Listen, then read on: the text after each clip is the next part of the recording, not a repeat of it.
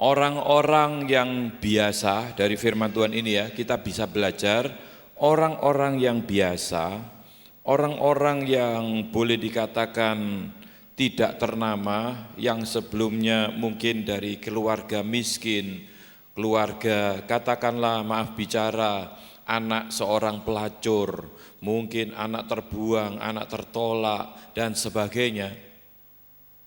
Di dalam firman Tuhan kita bisa belajar, pada saat anak-anak ini mulai sejak kecil hidupnya itu betul-betul menaruh pengharapan kepada Tuhan, ya, hidupnya itu diangkat Tuhan, saudara. Dalam arti waktu besar bisa menjadi orang yang luar biasa. Bukan cuma ngomong doang luar biasa, tetapi betul-betul dia menjadi orang yang luar biasa. Amin. Coba kita lihat ya. Dasarnya dulu kita baca 1 Samuel pasal yang kedua, kita akan baca ayat yang ke-6, 7 dan 8. 1 Samuel pasal 2, kita akan baca ayat 6 sampai ayat yang ke-8. Demikian firman Tuhan. Di situ dikatakan, Tuhan mematikan dan menghidupkan. Ia menuntun ke dalam dunia orang mati dan mengangkat dari sana. Tuhan membuat miskin dan membuat kaya, Ia merendahkan dan meninggikan juga. Ia menegakkan orang yang hina dari dalam debu dan mengangkat orang yang miskin dari lumpur untuk mendudukkan dia bersama-sama dengan para bangsawan dan membuat ia memiliki kursi kehormatan. Sampai di sini aja. Saudara perlu ketahui bahwa kata Tuhan huruf besar semua yang ditulis di dalam Alkitab saudara, kalau saudara lihat di kamus Alkitab di belakang sendiri ya, cari kata Tuhan huruf besar semua, itu adalah salinan dari nama Tuhan atau sesembahan orang Israel. Namanya adalah Yahweh.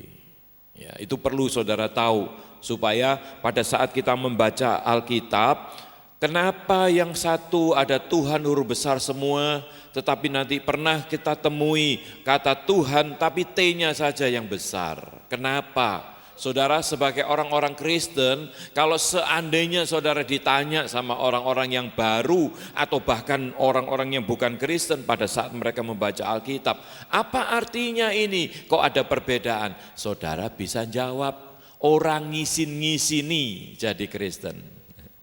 Banyak orang sudah melayani Tuhan tapi ngisin-ngisini, ora iso jawab. Wah, gak tahu, saya enggak ngerti, saya tidak mendalami. Nah, sekarang saudara perhatikan baik-baik, kalau ditanya, kenapa ini huruf besar semua? Kenapa ini hanya T-nya saja yang besar? Tuhan tapi T-nya saya yang besar. Tuhan huruf besar semua itu sudah ada di kamus Alkitab di belakang. Itu salinan dari Yahweh, nama sesembahan orang Israel. Kalau T-nya saja yang besar, itu terjemahan dari Adonai. Adonai itu kalau sekarang itu Tuan, majikan, Lord bahasa Inggrisnya. Bisa ya, jawab ya sekarang ya. Orang ngisin-ngisini. Sekarang kita lihat di sini. Tuhan Yahweh mematikan dan menghidupkan. Ia menurunkan ke dalam dunia orang mati dan mengangkat dari sana. Tuhan sanggup. Orang yang sudah mati pun Tuhan sanggup untuk dibangkitkan kembali. Amin. Percaya? Tuhan sanggup, saya yakin saudara.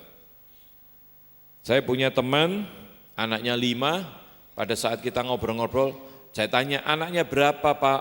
Anak saya 5, meninggal 1, tapi tetap 5. Nah, mana ada. Anaknya 5, meninggal 1, mestinya tinggal 4.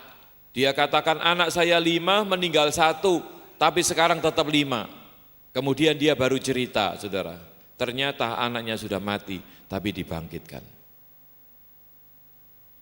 Minggu yang lalu waktu saya dan tim ada di NTT, kami ditelepon, ya Pak Yonatan kan ikut sama saya, jadi salah satu siswa di sekolah misi itu sakit. Tapi yang jaga, yang nemeni, itu sempat katanya nafasnya itu sudah flat, sudah tidak ada. Tapi pada saat didoakan, akhirnya hidup kembali. Sekarang ada di tengah-tengah kita. Bagi Tuhan tidak ada yang mustahil. Dari dunia orang mati pun Tuhan sanggup untuk membangkitkan. Amin. Itu Tuhan yang saudara dan saya sembah. Jadi kalau masalah-masalah kecil, serahkan sama Tuhan. Jangan khawatir lagi. Amin. Dia sanggup untuk mematikan, menghidupkan, Ia menurunkan ke dalam dunia orang mati dan mengangkat dari sana. Tuhan Yahweh membuat miskin dan membuat kaya. Ia merendahkan dan meninggikan juga. Tuhan sanggup untuk merendahkan seseorang, tapi Tuhan juga sanggup untuk meninggikan seseorang. Amin. Saudara perlu ngerti kunci-kuncinya dari firman Tuhan. Bagaimana supaya Tuhan bisa mengangkat kita? Nanti kita akan lihat bersama-sama melalui contoh-contoh dari tokoh-tokoh Alkitab yang ada. Ia menegakkan, ayat 8, orang yang hina. Bayangkan saudara. Ia menegakkan orang yang hina dari dalam debu dan mengangkat orang yang miskin dari lumpur untuk mendudukkan dia bersama-sama dengan para bangsawan dan membuat dia memiliki kursi kehormatan. Amin. Orang yang miskin pun Tuhan sanggup untuk angkat. Diangkat sama Tuhan. Kemudian dikatakan di sini mendudukkan dia bersama-sama dengan para bangsawan. Dan mendapatkan kursi kehormatan. Artinya menjadi tokoh dalam masyarakat. Dihormati oleh banyak orang. Dituah-tuahkan, artinya itu dianggap sebagai panatua, dianggap sebagai yang tua. Kalau misalnya ada orang bermasalah, orang datang untuk konsultasi, untuk datang minta nasihat, itu berarti mendapatkan kursi penghormatan. Orang miskin loh. Ya, saudara perhatikan baik-baik. Jangan guyonan, jangan ngomong-ngomong sendiri ya. Perhatikan, saudara datang ke tempat ini cari Tuhan. Jadi jangan guyonan, jangan omong-omong sendiri, anggap ini warung atau pasar. Ini rumah Tuhan. Amin. Ya, kelihatan loh dari sini kalau yang ngobrol-ngobrol sendiri ya. Perhatikan firman Tuhan, hormati firman Tuhan. Ini salah satu kunci saudara bisa diangkat atau enggak oleh Tuhan. Amin. Luar biasa Tuhan kita loh. Tuhan sampai tahu dasar hati kita juga. Orang lain boleh tidak tahu, tapi Tuhan tahu sampai dasar hati kita. Jadi dikatakan di sini, Tuhan yang menegakkan yang hina dari dalam debu, mengangkat orang miskin dari lumpur, untuk mendudukkan dia bersama-sama dengan bangsawan, dan memberikan dia kursi kehormatan. Luar biasa loh ini saudara. Kalau saudara pada sore hari ini bisa menangkap sesuatu ya, mengaminkan, saudara terima, dan saudara imani, saudara percaya, saya yakin saudara pasti merupakan salah satu orang yang Tuhan akan angkat di kemudian hari.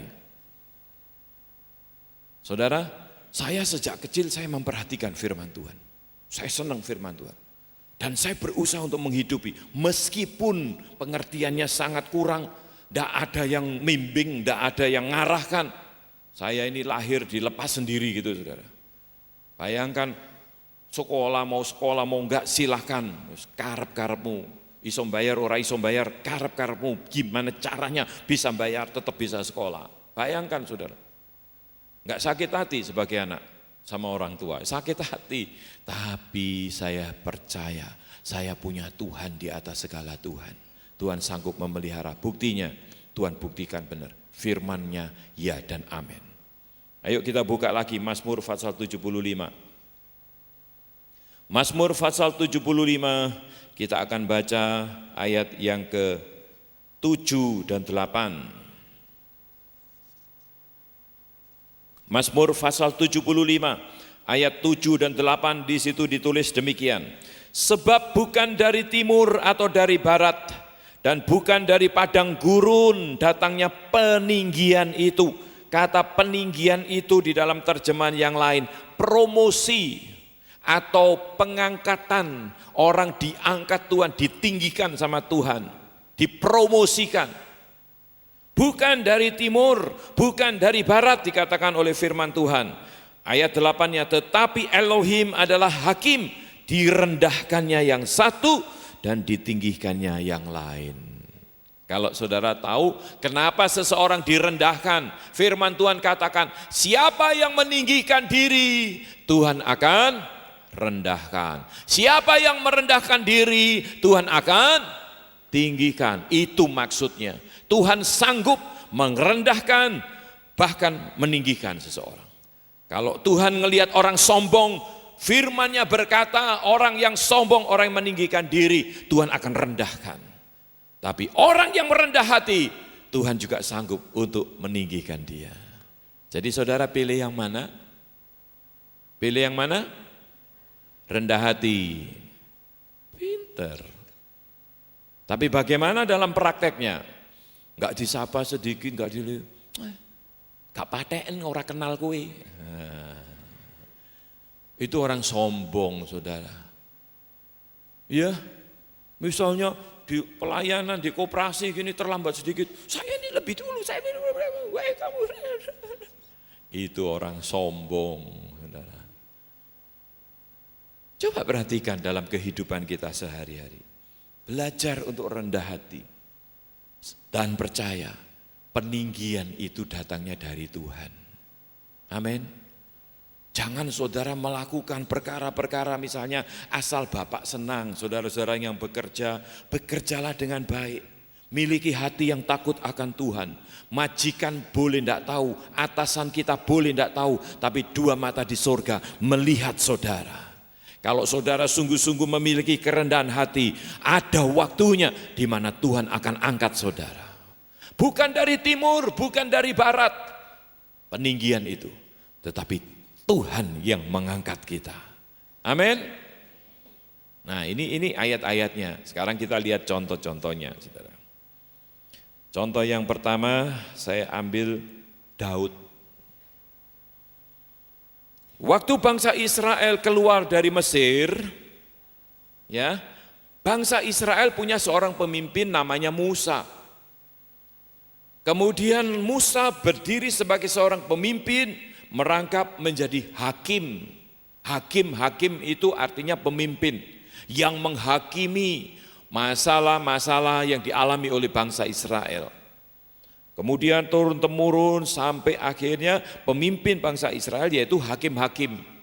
Dalam hakim-hakim di situ ada Samuel, sebelum Samuel ada Yefta, ada banyak hakim-hakim ya, ada Gideon, ada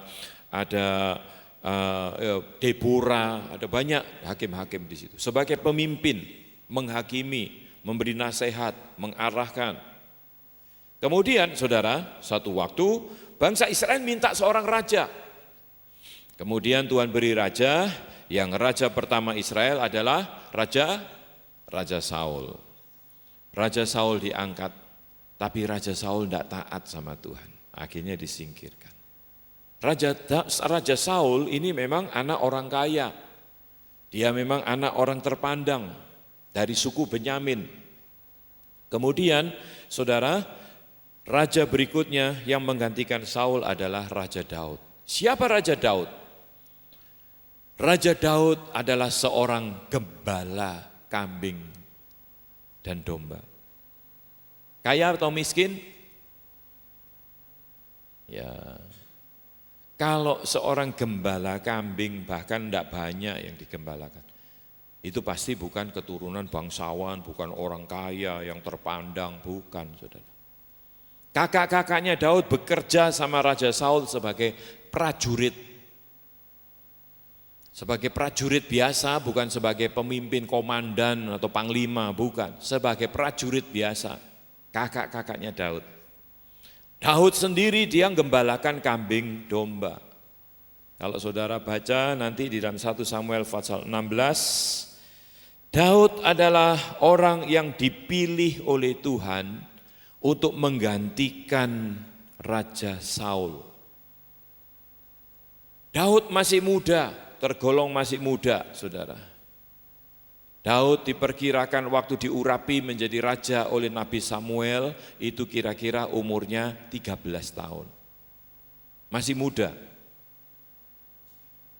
Saudara bayangkan seseorang yang masih muda, ya, dia diurapi menjadi seorang raja, tapi bukan orang-orang terpandang.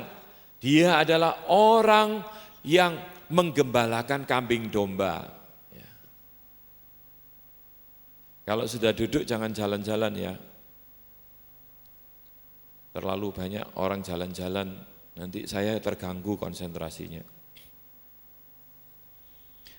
Jadi kita kembali ke sini, Raja Daud sebelumnya adalah gembala kambing dan domba. Bayangin saudara, gembala kambing dan domba, ngangon kambing, ngangon domba.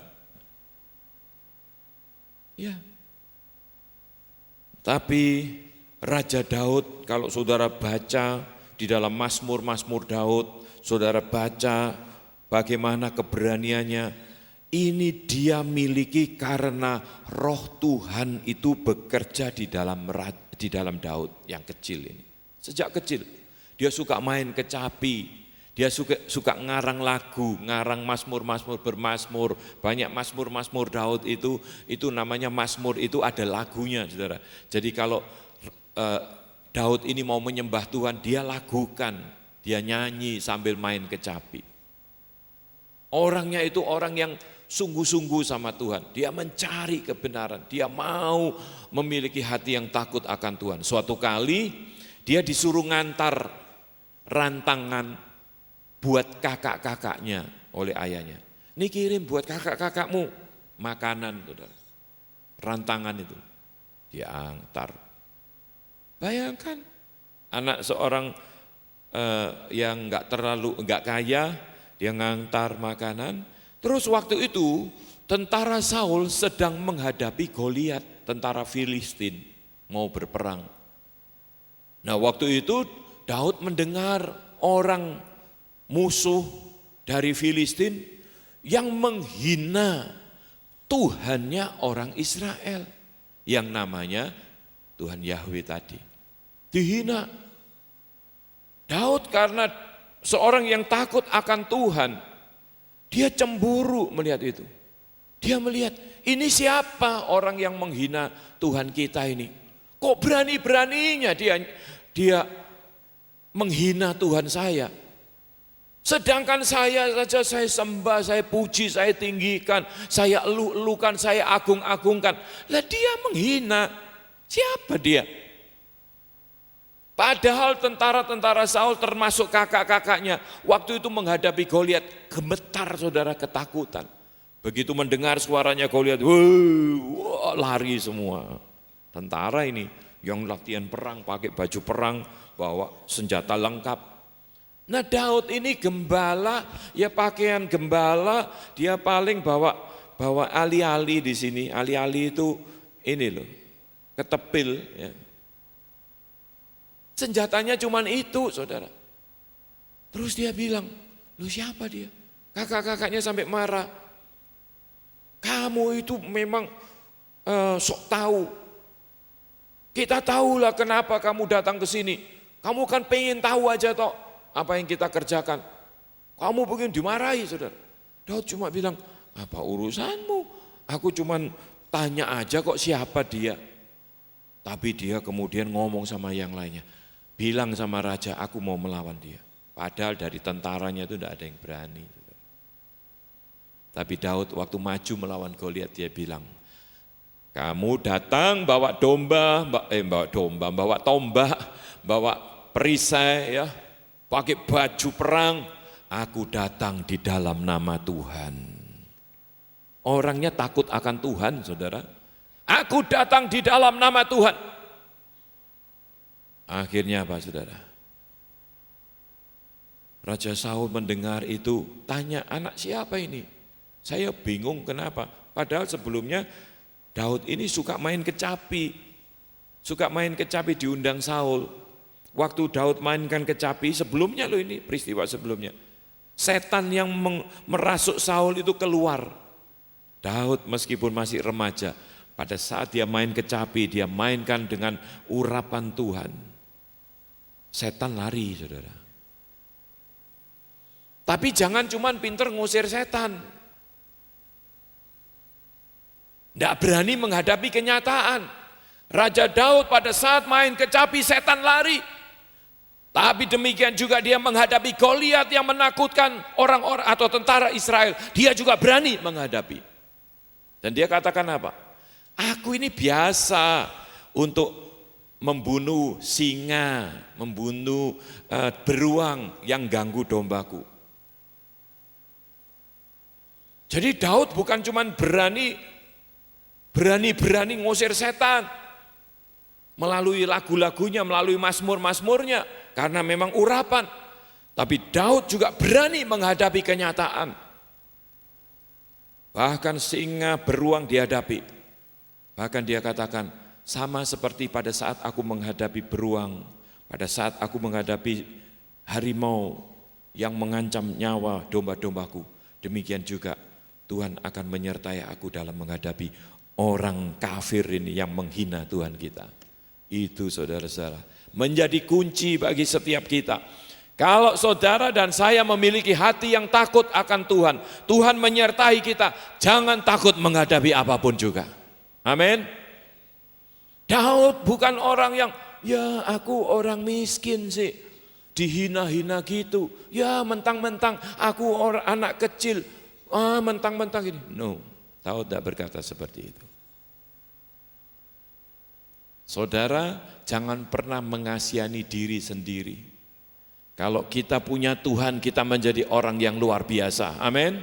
Tuhan yang disembah Daud itu juga Tuhan yang saudara dan saya sembah. Sama Tuhannya, firman-Nya ya dan amin sampai hari ini tetap berlaku. Kalau pengangkatan atau peninggian itu bukan dari timur, bukan dari barat, tapi Tuhan yang mengangkat, firman itu juga berlaku bagi saudara dan saya. Amin. Benar-benar amin loh ini ya. Kalau saudara mengamenkan yang benar-benar amin keluar dari hati saudara, saudara akan mengalami. Ini Tuhan kita luar biasa saudara. Kenapa selalu saya sapa saudara, Shalom, Haleluya, puji Tuhan. Terus apa? Hei, luar biasa. Selalu saya katakan, kenapa kita menjadi orang luar biasa? Karena kita punya Tuhan yang luar biasa, yang ada di dalam kita. Ini Tuhan loh saudara, firman-Nya ya dan amin.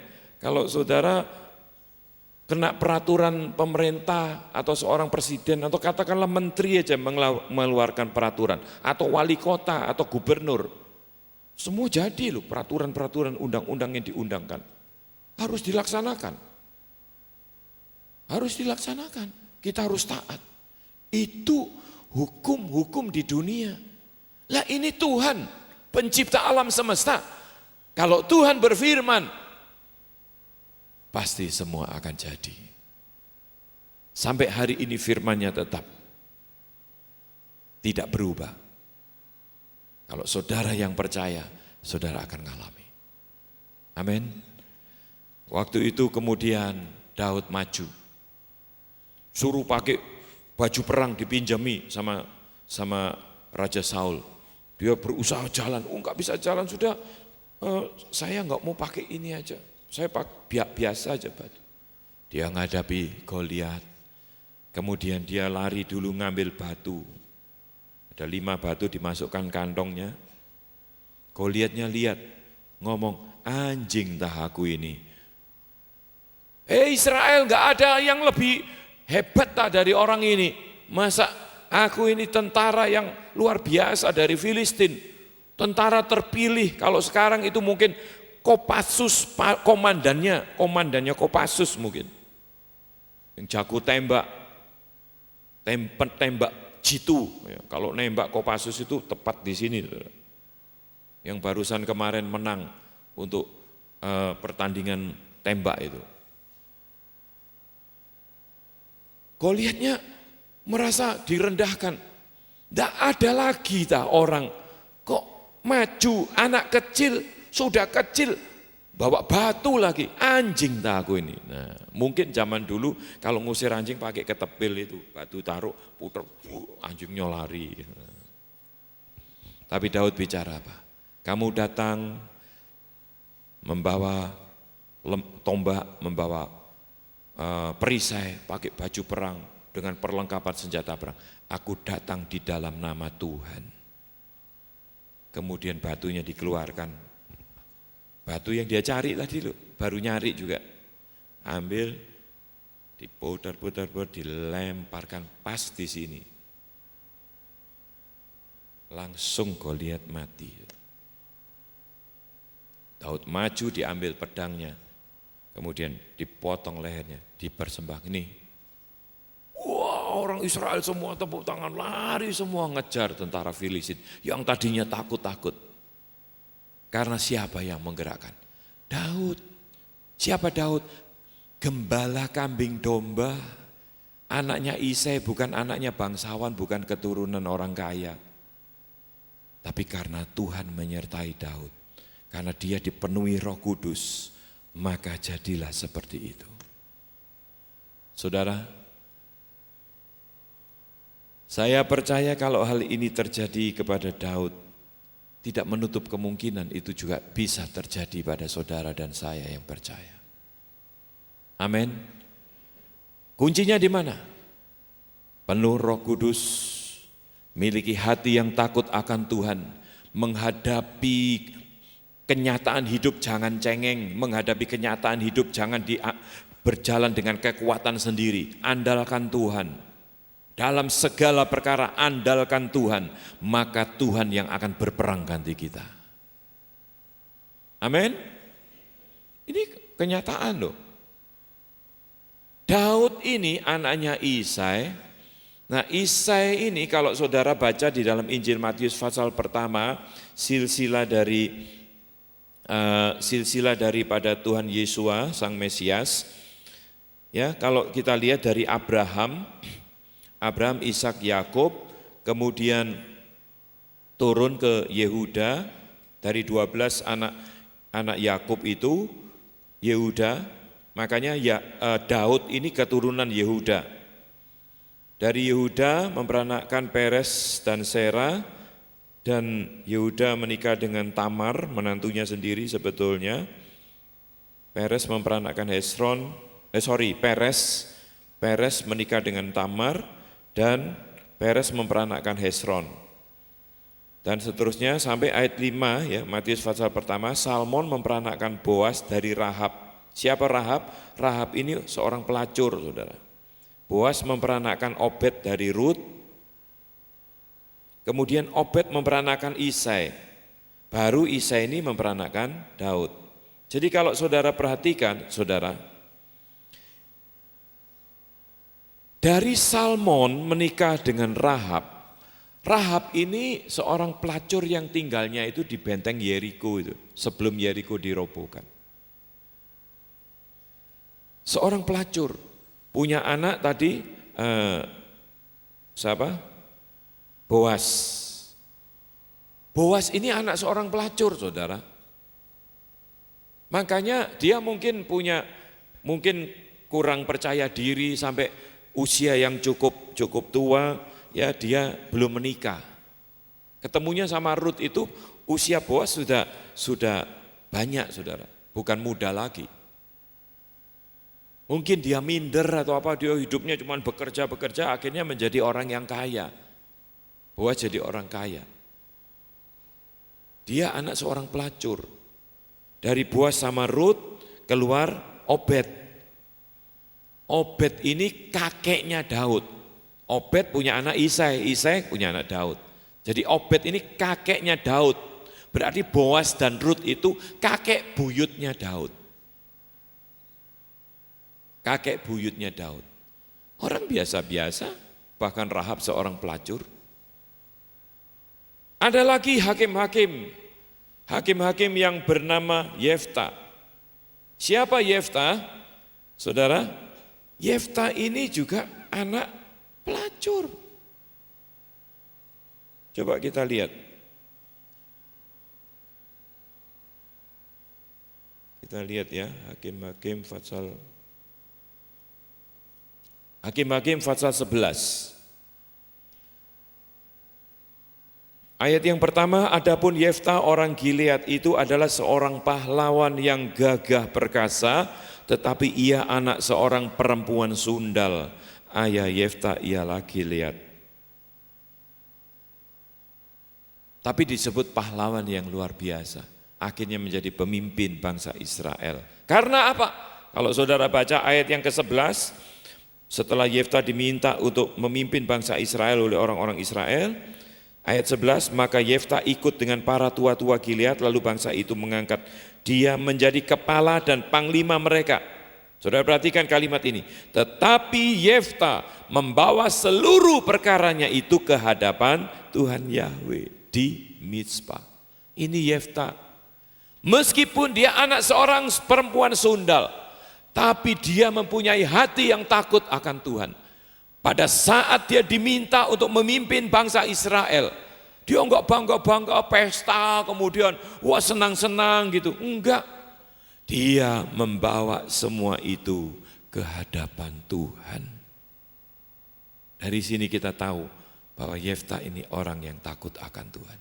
Dari sini kita tahu bahwa Yefta ini orang yang beribadah kepada Tuhan. Bukan orang yang glamor-glamor. Biasanya orang baru lulus, ayo pesta. Oh, baru diangkat menjadi seorang supervisor atau manajer, wah pesta, ngundang makan-makan. Kalau Yefta enggak. Pada saat orang Israel mengangkat dia menjadi seorang pemimpin, apa yang dilakukan? Yefta memperhadapkan itu ke hadapan Tuhan. Amin. Jadilah orang yang beribadah kepada Tuhan. Jadilah orang yang takut akan Tuhan. Miliki satu hati yang sungguh-sungguh dengan tulus mencari Tuhan. Makanya kenapa saya tadi bertanya, saudara datang ke tempat ini, saudara mencari Tuhan. Kalau saudara diajak seseorang datang ke tempat ini hanya karena motivasi yang lain, mungkin saudara keliru datang ke tempat ini. Saya jamin kalau saudara betul-betul dengan motivasi yang benar, saudara mencari Tuhan, saudara belajar firman Tuhan sebagai kebenaran, saya yakin dalam waktu singkat hidup saudara akan diubahkan oleh Tuhan. Sebab Tuhan kita yang luar biasa itu sanggup untuk mengangkat seseorang, meninggikan seseorang. Tapi juga dia sanggup merendahkan orang. Miliki hati yang takut akan Tuhan, hormati Tuhan, cari Tuhan dengan segenap hati. Saya percaya hidup saudara pasti Tuhan akan angkat. Amin. Saudara, kalau hari mau lebaran gini, bulan-bulan puasa, kalau saya lewat di jalan, kemarin saya pergi dengan anak-anak, istri, dengan cucu saya. Selalu yang saya lihat itu apa? Sebuah meja di pinggir jalan, di situ jual kembang api, jual mercon-mercon yang kecil-kecil yang boleh itu ya. Saya bilang, itu dulu papa seperti itu, saya cerita sama anak saya. Saya waktu kelas 5 SD, saudara, ya seperti itu. Kalau mau lebaran gini, saya kulaan kembang api, saya taruh di depan rumah, ya halaman rumah pinggir jalan gitu, saya saya taruh semua itu, saya tunggui orang beli. Kemudian rata-rata banyak yang beli itu teman-teman saya, saudara. Teman-teman sekolah itu loh. Ayo dibeli aja, kasihan katanya. Dulu panggilan saya kecil itu silok. Sakne silok itu, ditukoni aja. Ya saya senang aja, saudara. Saudara, karena saya dilahirkan di tengah-tengah keluarga yang miskin. Ya, sebagian mungkin pernah dengar cerita saya. Kalau sepatu saya, ibu jari ini belum nongol, halo, nongol di sepatu alias bolong, saudara. Terus ibu jarinya belum keluar, jempol kaki itu belum keluar, menyapa dunia, halo. Tidak diganti sepatunya, saudara. Padahal itu ya sepatu kalau sekarang ini Mungkin anak-anak sekarang ya jarang yang pakai. Sepatunya itu selalu dibelikan di toko tertentu, buatan lokal. Bukan sepatu-sepatu yang mahal. Kalau celana seragam saya maaf bicara di belakang, di pantat ini, kan sudah tipis seringkali kan, kadang-kadang tipis. Kalau masih robek sebelah, belum diganti, hemat saudara, tunggu bolong dua-dua baru diganti saudara. Saudara ketawa ya, itu yang saya alami dulu, makanya saya perlu kreatif. Kalau masih bolong satu kan malu saudara, iya kan? Jadi saya tambal dua-dua kanan kiri. Kadang saya kasih kotak-kotak, saya kasih hati itu, love. Dua love gitu. Pantatnya love, jalan. Wih keren ya, boys rek. Padahal itu bolong saudara.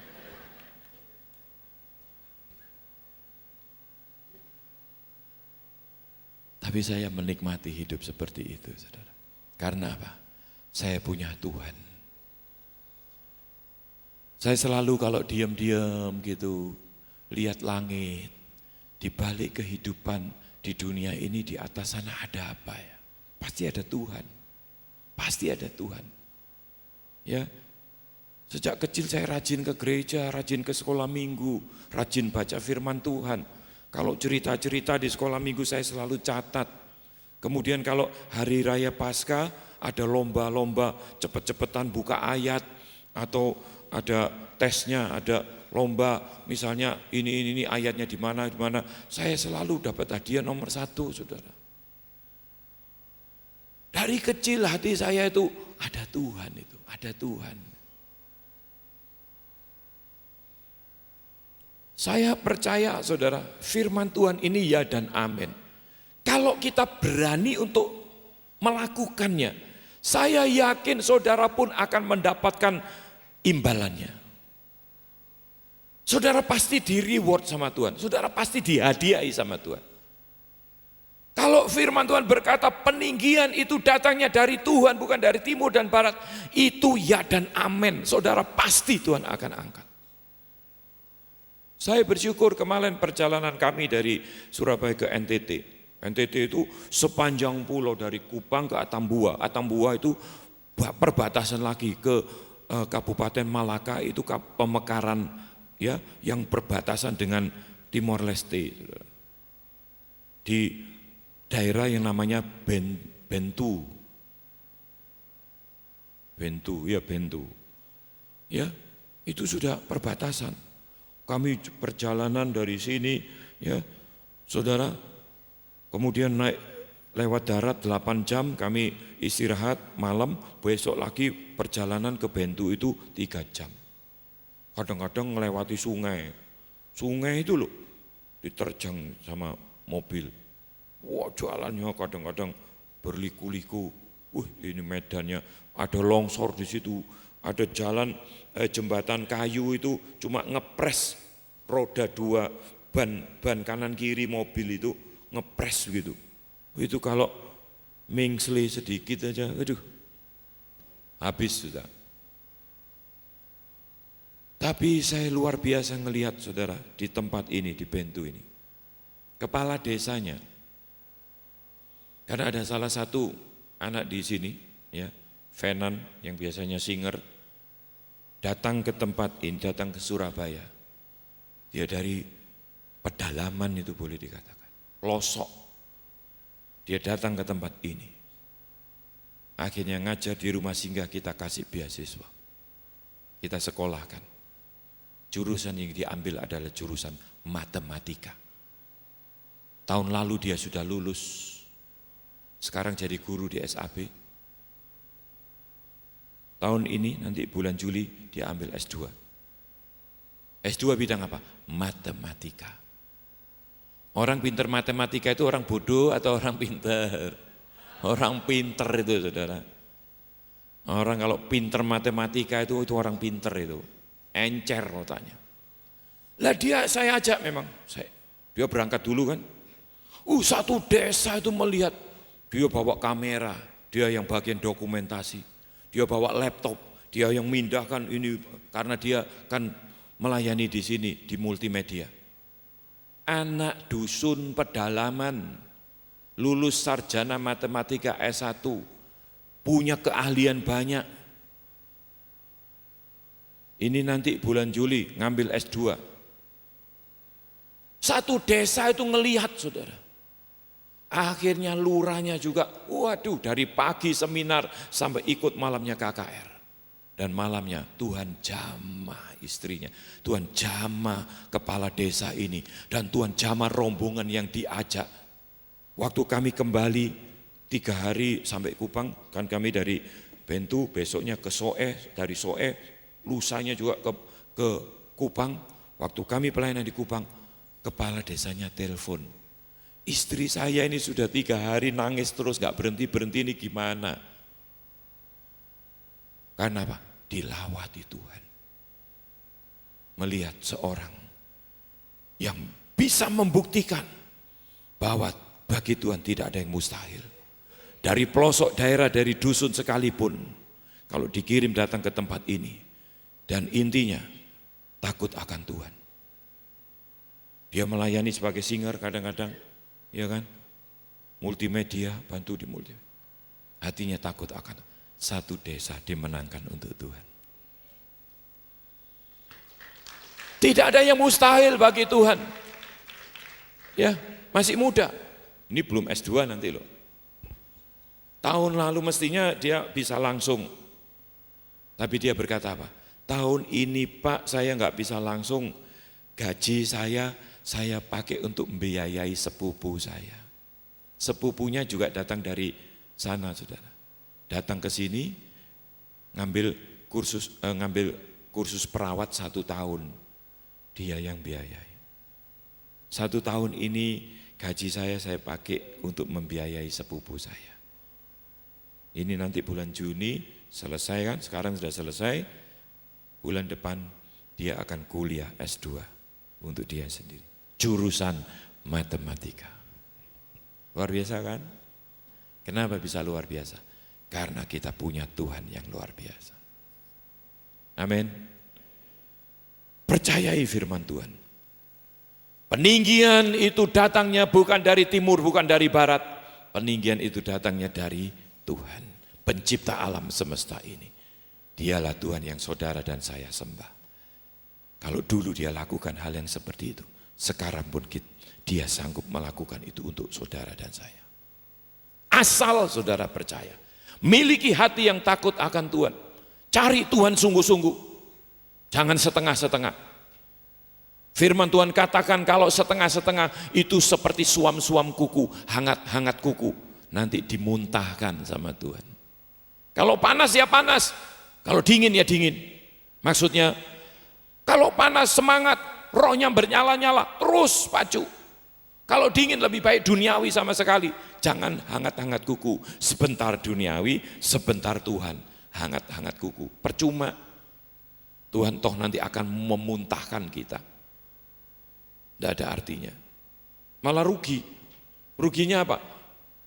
Ya sudah buang waktu, buang tenaga, mungkin buang duit untuk ongkos kendaraan dan sebagainya.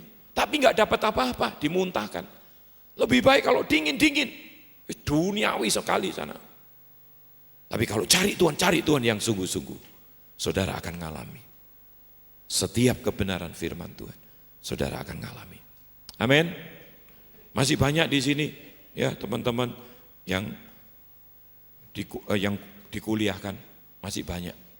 Tadi kalau saudara lihat juga, sekolah anak bangsa, ada banyak yang diberi beasiswa, yang dikuliahkan juga banyak, yang ngambil S2 juga ada beberapa.